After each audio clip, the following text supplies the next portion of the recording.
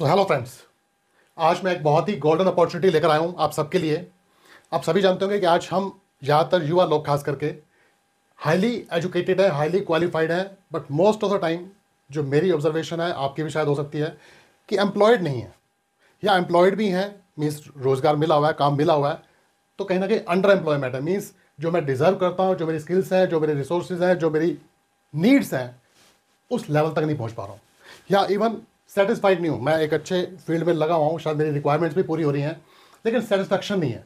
तो ऐसे बहुत सारे लोग हो सकते हैं जिनको एक नई अपॉर्चुनिटी की जरूरत हो। तो मैं आज बात करने जा रहा हूँ how to make a career in real estate. But let me be very clear, मैं आपको ये रिकमेंड नहीं कर रहा हूँ कि आप पहले से किसी फील्ड में काम कर रहे हैं तो उस काम को छोड़ के आप रियल एस्टेट में आए। हाँ, अगर आपका इंटरेस्ट है तो मैं आज आपको बहुत बेसिक लेवल से, ऑल्दो मुझे मालूम है कि ये वीडियो कुछ वो लोग भी देख सकते हैं जो पहले से रियल एस्टेट के फील्ड में हैं, डेफिनेटली उनके भी काम आने वाली है, लेकिन मैं बहुत बेसिक से शुरू करूँगा। जो लोग पहले से जानते हैं उनको शायद ये भी हो सकता है कि मैं इतनी बेसिक चीज़ें क्यों बता रहा हूँ, लेकिन मैं ये मान के चलता हूँ कि मैं उन लोगों को गाइड करना चाहता हूँ, उन लोगों की हेल्प करना चाहता हूँ जो बिल्कुल ज़ीरो से, फ्रॉम स्क्रैच शुरू करने वाले हैं। तो इनिशियली मैं बेसिक लेवल की बातें करूंगा, बाद में हम चल के जाके एडवांस लेवल की भी बातें करेंगे। आपको पूरा कोर्स, कंप्लीट कोर्स मिलेगा अलग अलग मॉड्यूल्स में, अलग अलग वीडियोज़ में। तो अगर आप सच में चाहते हैं और अगर इस फील्ड में नहीं भी आना चाहते तो आई थिंक नॉलेज लेने में कोई बुरा नहीं है। एटलीस्ट आप कभी भी रियल एस्टेट में इंटरेस्टेड तो हो सकते हैं, इन्वेस्टमेंट में, तो उस एंगल से मैं बहुत सारी चीज़ें इसमें शेयर करूंगा आप लोगों के साथ। तो चलिए, वेलकम टू दिस कोर्स। तो सबसे पहले हम बात कर लेते हैं कि इस पूरे कोर्स में मैं क्या क्या कवर करने वाला हूँ, क्योंकि आपको पूरी जानकारी मिल जाएगी। पूरा कोर्स एक वीडियो में ऑफ कोर्स कवर नहीं होने वाला, बहुत सारी वीडियोज़ आएंगी, मे बी 8 या 10 वीडियोज़ आएंगी every week, one video will be there. तो थोड़ा सा पहले हम जान लेते हैं कि इसमें कोर्स में क्या करिकुलम रहेगा इसका, मीन्स सिलेबस, या कह लीजिए सिलेबस तो नहीं कह सकते, बट क्या क्या मैं कवर करने वाला हूँ उसमें। तो सबसे पहली चीज़ जो मैं कवर करने वाला हूँ that is introduction to real estate in India, कि इंडियन मार्केट के कॉन्टेक्स्ट में रियल एस्टेट मार्केट है क्या, बेसिक जानकारी उसकी, कि इसका स्टेटस क्या है आज की डेट में रियल एस्टेट बिजनेस का, सेक्टर का। उसके अलावा क्या क्या अलग अलग करियर ऑप्शंस हो सकते हैं रियल एस्टेट में। उसके अलावा ट्रेंड्स क्या है, क्योंकि हर एरिया का और हर टाइम का एक अलग अलग ट्रेंड होता है मार्केट का, तो उन ट्रेंड्स की बात करेंगे। Next I am going to talk about skills and qualifications required, कि अगर आप इस फील्ड में आ रहे हो तो आपकी क्या क्वालिफिकेशंस होनी चाहिए, क्या स्किल्स होने चाहिए। डरने की जरूरत नहीं है, और आपके पास क्वालिफिकेशंस हैं, बहुत अच्छी बात है। क्योंकि देखिए, एक टाइम था जब रियल एस्टेट में कोई भी इंसान घुस सकता था, सक्सेसफुल हो सकता था, और आज भी होता है, ऐसी बात नहीं है। तो आपके पास अच्छी क्वालिफिकेशंस आज की डेट में अगर हैं तो आपके पास एक एडवांटेज है, क्योंकि आज इसमें टेक्नोलॉजी बहुत यूज़ होती है। आप सब जानते होंगे CRM tools, customer relations management tools, communication, everything जिसे कह सकते हैं। आज लैपटॉप, कंप्यूटर्स का बहुत यूज़ बढ़ गया है कम्युनिकेशन के लिए। उसके अलावा आज के जो कस्टमर्स हैं, क्लाइंटेल है जो हमारी, वो भी हाईली एजुकेटेड होते हैं, तो उनसे भी डील करना हमारे लिए आसान हो जाता है कि हमारे पास अच्छी क्वालिफिकेशंस हैं। तो क्या क्वालिफिकेशंस हैं या हो सकती हैं, मैं उसके ऊपर बात करूंगा। कहाँ कहाँ से क्वालिफिकेशन मिल सकती है, आपके पास पहले से है तो वेल एंड गुड, नहीं है तो हम कहाँ से एक्वायर कर सकते हैं। क्वालिफिकेशन अगर कम भी हो तो चलेंगी, बट स्किल्स डेफिनेटली रिक्वायर्ड है। स्किल्स, फॉर एग्जांपल नेगोशिएशन और कम्युनिकेशन स्किल्स। और सबसे अच्छी बात क्या है, स्किल्स अगर हमारे पास नहीं भी है तो हम एक्वायर कर सकते हैं। और मैं आपकी जानकारी बता दूं, I am a corporate trainer. मैं सॉफ्ट स्किल्स की भी बात करता हूँ, सॉफ्ट स्किल्स के ऊपर भी ट्रेनिंग देता हूँ। मेरा एक अलग चैनल है, वो बाद में शेयर करूँगा आपसे मैं, ऑफकोर्स मैं उसको प्रमोट नहीं कर रहा हूँ अभी। पर स्किल्स, बिलीव मी, लाइफ में कोई भी स्किल आपको चैलेंज लगे तो it can be learn, right. तो क्या स्किल्स हो सकती हैं और कैसे सीखी जा सकती हैं, उसकी बात करेंगे। लीगल एंड रेगुलेटरी फ्रेमवर्क, क्योंकि पहले एक टाइम था जब real estate was not organised, बस ऐसे ही चल रहा था। लेकिन आज की डेट में लीगल पॉइंट ऑफ व्यू से देखें तो बहुत कुछ ऑर्गेनाइज हो गया हुआ है। जैसे फॉर एग्जांपल आप सभी जानते होंगे RERA, real estate regulatory authority. उसके अलावा कुछ और लॉज रिलेटेड टू प्रॉपर्टी, जैसे ट्रांसफर ऑफ प्रॉपर्टी एक्ट 1882, वो सब क्या लॉज हैं, उनकी बेसिक जानकारी आपको जरूर दूंगा मैं। उसके अलावा हाउ टू गेट स्टार्टेड, कि अल्टीमेटली आपने जानकारी ले ली लेकिन आप इस बिज़नेस में आना चाहते हैं तो कैसे ऑन बोर्डिंग होगी आपकी, मीन्स आप शुरुआत कहाँ से करेंगे, कैसे करेंगे, क्या क्या एस्टेब्लिशमेंट के लिए आपको ज़रूरत है, तो उसकी बात करेंगे। देन सेल्स एंड मार्केटिंग, कहते हैं ना किसी भी बिजनेस की जो रीढ़ की हड्डी होती है वो होती है उसकी सेल्स एंड मार्केटिंग। आप कोई भी प्रोडक्ट बेचते हो, आप कोई भी सर्विस प्रोवाइड करते हो, लेकिन अगर आप उसकी सेल्स एंड मार्केटिंग नहीं कर सकते हैं तो वो बिज़नेस सर्वाइव नहीं कर सकता। तो इस बिज़नेस में सेल्स एंड मार्केटिंग स्ट्रेटजीज क्या हो सकती है उसके ऊपर चर्चा करेंगे हम। ये अलग अलग वीडियोज़ में होगा, ऑफकोर्स आज हम इतना सब कुछ कवर करने वाले नहीं है। फाइनेंशियल एंड इन्वेस्टमेंट एस्पेक्ट्स, क्योंकि आप सब जानते हैं कि आज की डेट में प्रॉपर्टी ज़्यादातर लोग लेते हैं तो उसमें लोन्स की बहुत रिक्वायरमेंट रहती है। तो लोन्स की थोड़ी स्ट्रक्चर क्या हो सकती है उसके बारे में, मॉर्टगेजेस क्या होती हैं। उसके अलावा इन्वेस्टमेंट की जब बात करते हैं तो अलग अलग इन्वेस्टमेंट अपॉर्चुनिटीज रियल एस्टेट में क्या हो सकती हैं, कहाँ हो सकती हैं, उसकी जानकारी, प्लस उसके अलावा रीट, जैसे आप जानते होंगे रियल इस्टेट इन्वेस्टमेंट ट्रस्ट, ये क्या है, कैसे काम करते हैं, उसके ऊपर चर्चा करेंगे। Then comes challenges and opportunities. हर सेक्टर की, हर इंडस्ट्री की, हर बिजनेस की अपने कुछ चैलेंजेस होते हैं, उन चैलेंजेस को हम कैसे फेस करें, वो क्या क्या हो सकते हैं। उसके अलावा हर सेक्टर की अपनी कुछ खास बातें भी होती हैं, अपॉर्चुनिटीज़ क्या है इसकी, उसके ऊपर बात करेंगे हम। Next finally we will wind up this course at real world application, कि अल्टीमेटली हमने सब कुछ सीख लिया, सब कुछ जान लिया, तो इसको रियल वर्ड में, लाइफ में हम इसको अप्लाई कैसे करें, कुछ और फर्दर केस स्टडीज़ की जो सक्सेसफुल हुए हैं लोग कैसे हुए हैं, तो उनके ऊपर प्रॉपर रिसर्च स्टडी करेंगे हम। तो ये मैं अलग अलग मॉड्यूल्स में, अलग अलग वीडियोज़ में मैं आने वाले टाइम में शेयर करना चाहता हूँ और करने वाला हूँ। तो प्लीज़ अगर आपका कुछ भी इंटरेस्ट हो इसमें, किसी पर्टिकुलर टॉपिक में हो या पूरे कोर्स में हो, तो प्लीज़ आप मेरे साथ बने रहिएगा। And my best wishes in advance to all of you. चलिए अब हम शुरू करते हैं। मॉड्यूल 1, जैसे सबसे पहले बात की है मैंने, introduction to real estate in India. तो इसका एक बात करूं तो इसमें मैं 3 चीज़ें कवर करने वाला हूं कि सबसे पहले ओवरव्यू कि रियल एस्टेट मार्केट का आज की डेट में सिनारियो क्या है, स्टेटस क्या है आज की डेट में, इसमें अलग अलग क्या करियर ऑप्शंस हो सकती हैं रियल एस्टेट में, एंड मेनली बिजनेस में कुछ ट्रेंड्स होते हैं, वो time to time trend change होते रहते हैं, कुछ गवर्नमेंट पॉलिसीज़ की वजह से, कुछ लोगों की रिक्वायरमेंट की वजह से, नीड्स की वजह से, पॉपुलेशन ग्रोथ की वजह से, तो क्या क्या हो सकता है उसको समझने की कोशिश करेंगे आज इस चीज़ को जानने के लिए। तो सबसे पहले हम बात करते हैं overview of the real estate industry in India. अब अगर मैं बात करूं इसके स्टेटस की, तो आज सबसे अच्छी बात क्या है कि आज की डेट में रियल एस्टेट इंडस्ट्री अपने आप में फास्टेस्ट ग्रोइंग इंडस्ट्री बन चुकी है, क्योंकि आज इकोनॉमिक ग्रोथ हमारी अच्छी चल रही है, देश में कहीं स्टेबिलिटी है, और जब भी स्टेबिलिटी होती है मीन्स लोगों की इनकम एक अच्छे लेवल पे चल रही होती है, तो वो इंडस्ट्री ग्रो करती है और पैसा लोग इन्वेस्ट करना चाहते हैं, तो डेफिनेटली इसमें एक लगातार ग्रोथ चल रही है, तो बहुत फास्ट ग्रो कर रही है। उसके अलावा मैं कहूँ तो it is second largest employment generator after agriculture. कृषि में आप सभी जानते होंगे इंडिया के सबसे ज़्यादा पॉपुलेशन अगर किसी काम में बिजी है या एम्प्लॉयड है, कह लीजिए, वो क्या अर्न कर रहे हैं क्या अर्न नहीं कर रहे हैं मैं उसकी बात नहीं कर रहा हूँ, पर ज़्यादा पॉपुलेशन इंडिया की सबसे ज़्यादा एग्रीकल्चर, कृषि में लगी हुई है।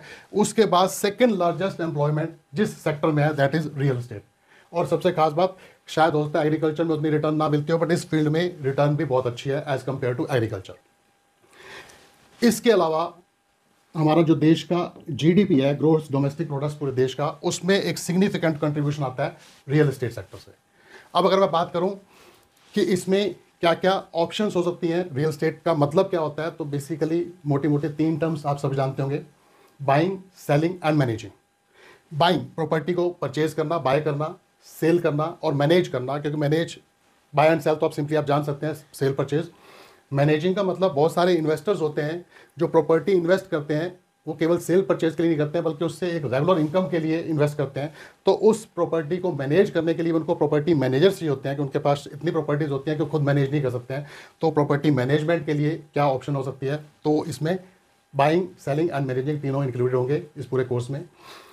अब बात करूँ तो अलग अलग, रियल एस्टेट तो एक वाइडर टर्म है, इसके अंदर क्या क्या आता है, तो बहुत सारी अलग अलग फिर फर्दर इसका कैटेगरीज आती हैं। जैसे फॉर एग्जांपल एग्रीकल्चर सेक्टर, बहुत सारे लोग ऐसे हैं जिनकी एक एक पर्टिकुलर फील्ड में अपनी मास्टरी होती है। वो एक इंसान अगर एग्रीकल्चरल प्रॉपर्टी में डील करता है तो वो कोशिश करता है मैं एग्रीकल्चर में ही रहूँ, क्योंकि उस चीज़ का वो मास्टर हो चुका होता है, उसका नेटवर्क बन चुका होता है, तो उसमें उसको प्लस पॉइंट रहता है। तो इस तरह से एक एग्रीकल्चरल सेक्टर हो सकता है। रेजिडेंशियल सेक्टर, रेजिडेंशियल का मतलब जैसे फॉर एग्जांपल अपार्टमेंट्स हो गए, ये रेजिडेंशियल में आते हैं, प्लॉट्स हो गए रेजिडेंशियल में आते हैं, बने हुए मकान हो गए वो रेजिडेंशियल हो सकते हैं। ऐसे कॉमर्शियल ऑफिस स्पेसिस वगैरह ये सब कॉमर्शियल में आते हैं। Retail sector, shopping complexes, malls, ये अपने आप में सारे अलग सेगमेंट्स हैं विद इन रियल एस्टेट। तो मैं आपको ये बता क्यों रहा हूँ, बड़ी बेसिक सी बात है, लेकिन मैं आपको इसलिए बता रहा हूँ कि आपको पता होना चाहिए कि बाद में जाके जब हम मार्केटिंग स्ट्रेटजीज पे बात करेंगे और आपके इंटरेस्ट की बात करेंगे तो ये चीज़ें काम आएंगी कि आपका इंटरेस्ट किस में है, आज की डेट में ट्रेंड किस चीज़ का है। इंस्टीट्यूशनल प्रॉपर्टी हो सकती है, कॉमर्शियल हो सकती है, एग्रीकल्चरल हो सकती है, आपका इंटरेस्ट किस में है उस चीज़ पर जानना आपको ज़रूरी होगा। तो इसलिए मैं आपको बड़ी बेसिक चीज़ बता रहा हूँ, but it is very important. Next thing अगर मैं बात करूँ तो इसमें अलग अलग करियर्स क्या हो सकते हैं। जैसे आपको पहले ही बताया मैंने, इसमें जो सबसे पहला एक सिंपल जिसको हम बोलते हैं रियल एस्टेट एजेंट्स, या इसको हम ब्रोकर्स भी बोल सकते हैं। ये सबसे बेसिक रियल एस्टेट का जो लोग काम करते हैं, ज़्यादातर लोग शायद इसी में इन्वॉल्व होते हैं। और ये सबसे सिंपल काम है। इसमें क्या है, आपका काम बस सेलर और बायर को आपस में कनेक्ट करना। और ये इसके लिए बहुत ज़्यादा रिसोर्सेज या बहुत ज़्यादा इन्वेस्टमेंट की जरूरत नहीं होती है। सिंपली आपके पास अगर छोटा सा ऑफिस सेटअप है तो बहुत अच्छी बात है, वेल एंड गुड। नहीं भी है तो इवन आप घर से बैठ के भी कर सकते हो। ऑनलाइन तरीके से आज की डेट में मार्केटिंग होती है। आप सब कुछ ऑनलाइन प्लेटफॉर्म पे सेलर्स भी ढूंढ सकते हो, बायर्स भी ढूंढ सकते हो। आपके पास जिस तरह की प्रॉपर्टी सेल होने के लिए आई है उसके रेलिवेंट बायर ढूंढ के आपस में दोनों को मिला दीजिए and you can become a real estate agent और real estate broker, you can call it. अब अगर इसमें अगर आपकी थोड़ी सी नॉलेज बढ़ जाती है तो आप इसमें एज ए कंसल्टेंट भी काम कर सकते हैं। Real estate consultant.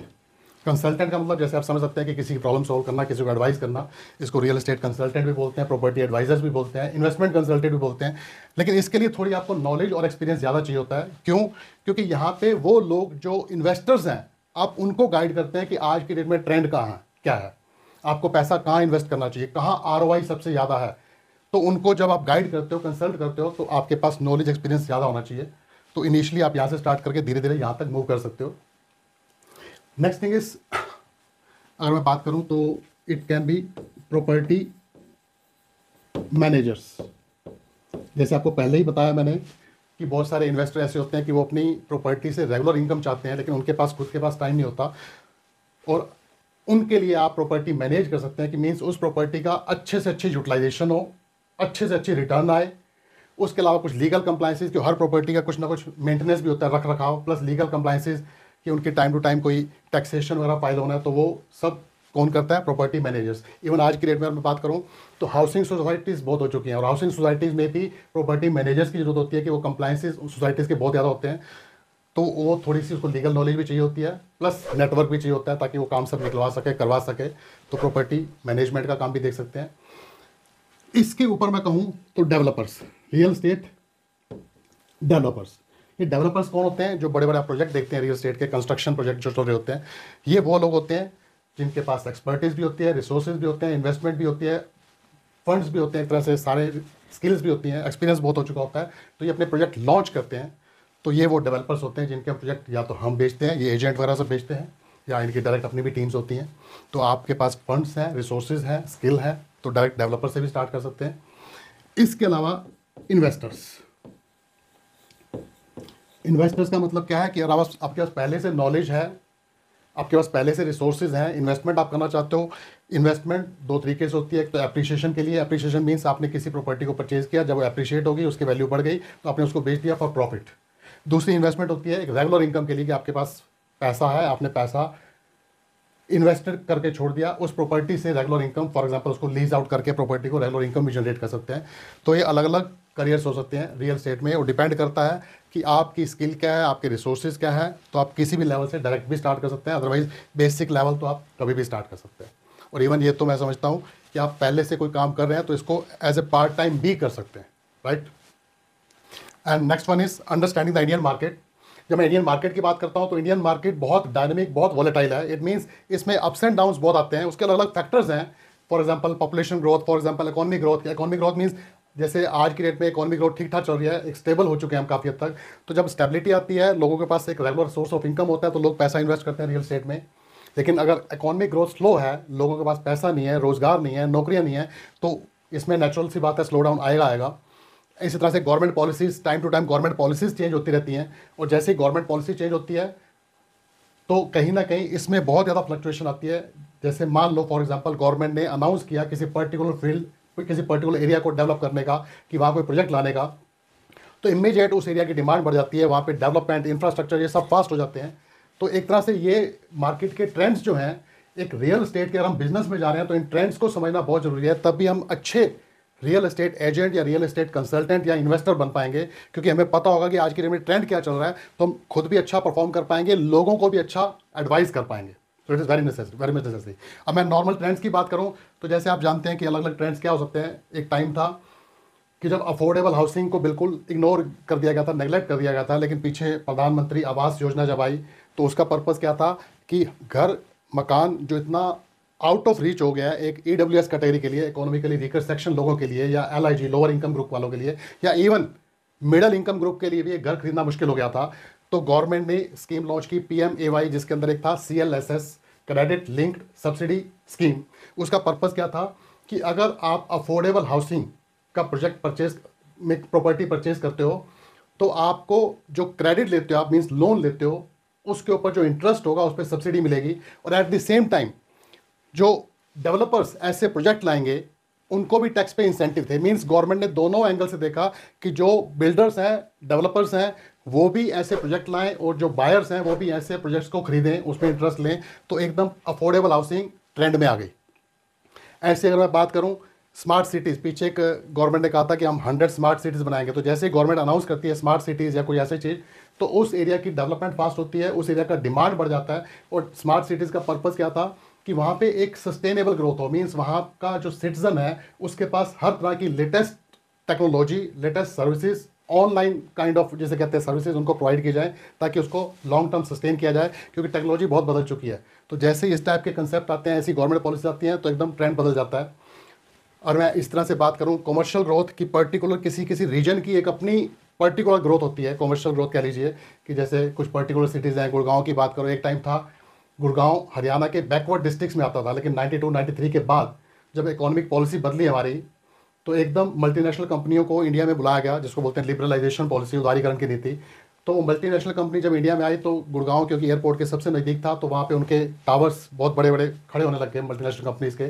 और देखते देखते पूरा एक हब बन गया वो। बेंगलोर की बात करो, हैदराबाद की बात करो, आईटी हब बन चुके हैं। तो एक कमर्शियल ग्रोथ होने की वजह से उन सिटीज़ की, उन एरियाज़ की भी डिमांड बढ़ जाती है, तो वो ट्रेंड में आ जाते हैं कहीं ना कहीं। तो ये ट्रेंड हमें समझने पड़ेंगे, ताकि ट्रेंड को समझेंगे तो हम इस बिजनेस में ज़्यादा अच्छे सक्सेसफुल हो सकते हैं, औरों को अच्छा गाइड कर सकते हैं, औरों को अच्छी रिटर्न दिला सकते हैं।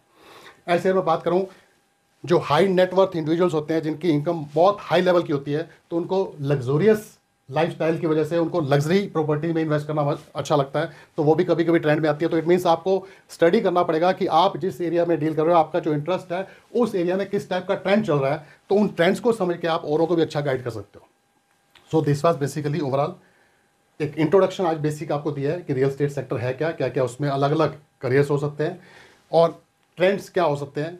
और अब मैं आपको इसी के बेस पे कुछ छोटी छोटी एक्सरसाइज देने वाला हूँ। वो इसलिए जो लोग पहले से इसमें काम कर रहे हैं वो उनके लिए बड़ी आसान होंगी, बट जो फ्रेशर्स हैं, जो पहली बार ये काम, इस चीज़ को जान रहे हैं, काम करने की सोच रहे हैं, तो उनके लिए एक्सरसाइज बड़ी इंपॉर्टेंट होंगी। है बड़ी सिंपल, लेकिन मेरा पर्पज़ क्या है कि केवल थ्योरी जानते रहोगे, केवल समझते रहोगे, कुछ नहीं होने वाला। लेकिन मैं चाहता हूँ कि सच में इसको अप्लाई करना आज से शुरू करें, अभी से शुरू करें, ताकि आपका इंटरेस्ट भी डेवलप हो। और हम जब भी कुछ एक्शन लेते हैं, शुरुआत करते हैं, तो अपने माइंड को मैसेज देते हैं कि मैं आप कुछ करने जा रहा हूं।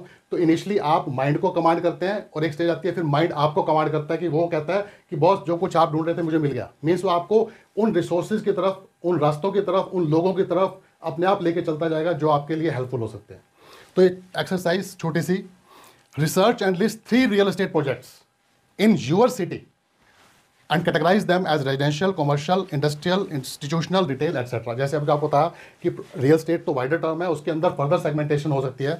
तो आपने अपने एरिया के कोई भी 3 प्रोजेक्ट स्टडी करने हैं, देखने हैं उनको जस्ट, और देखना है कि ये कमर्शियल है, रेजिडेंशियल है, एग्रीकल्चरल है, इंडस्ट्रियल है।